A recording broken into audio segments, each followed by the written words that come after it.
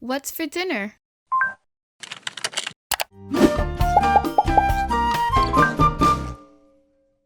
Hey everyone, I'm Chef Z and welcome back to my channel, Chef Z Cooks. Today I'm going to be showing you how to make some Dominican style meatballs. Now, Dominican style meatballs are super tasty and very savory, which is why that sauce pairs beautifully with some rice and beans or your favorite starch like some yuca or plátano. And speaking of plátano, Dominican style meatballs pairs perfectly with some freshly fried tostones. Now, as you can imagine, like a lot of the dishes here on my channel, there's actually a variety of different ways on how to make these Dominican style meatballs.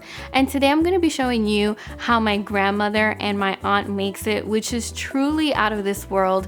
So if you want to learn how to make some tasty Dominican meatballs, just go ahead and keep watching. Meatballs are always a huge hit in my family, and no matter how many meatballs I make, it's never enough, and someone is always looking for some more meatballs. So first things first, we're going to start off by seasoning our grass-fed ground beef by adding some mashed garlic, but you can definitely use some diced garlic instead. We're also going to add some diced onions, and we're also going to add some diced green peppers, but you can also use red peppers if you want. We're going to add some soy sauce, which my grandmother would always do, some sazón con achiote, some Dominican oregano, some chicken bouillon cube, but you can also use some kosher salt, 1 large egg, and we're going to be adding some plain breadcrumbs. We're now going to mix everything until it's well combined, and you want to make sure to take your time whenever you are doing this. Because we added so many yummy flavors to our ground beef, we want to make sure that all of that is fully incorporated. So feel free to also mix everything up using your hands. This dish is going to require us to get a little bit dirty, but that's totally fine because making these meatballs is a ton of fun. And after you finish mixing up the meatballs, we're now going to actually form the meatballs. So you want to take some meat and you want to press it together between your hands, and then you want to roll it into the form of an actual meatball. And we're going to place that off to the side until we have formed all of our meatballs. Now do keep in mind that you can make the meatballs any size you want. I personally like them a little bit on the medium to small side simply because they cook a little bit quicker and I can feed a ton more people. Remember, my family goes absolutely crazy when it comes to meatballs and I can never seem to make enough. So once you finish forming all of your meatballs, we're going to set our flame to medium, and then we're going to add just a tiny bit of oil. And once that oil is nice and hot, we're going to go ahead and we're going to place our meatballs into the pan, and we want to very gently brown them on all sides, and you want to make sure that they don't burn.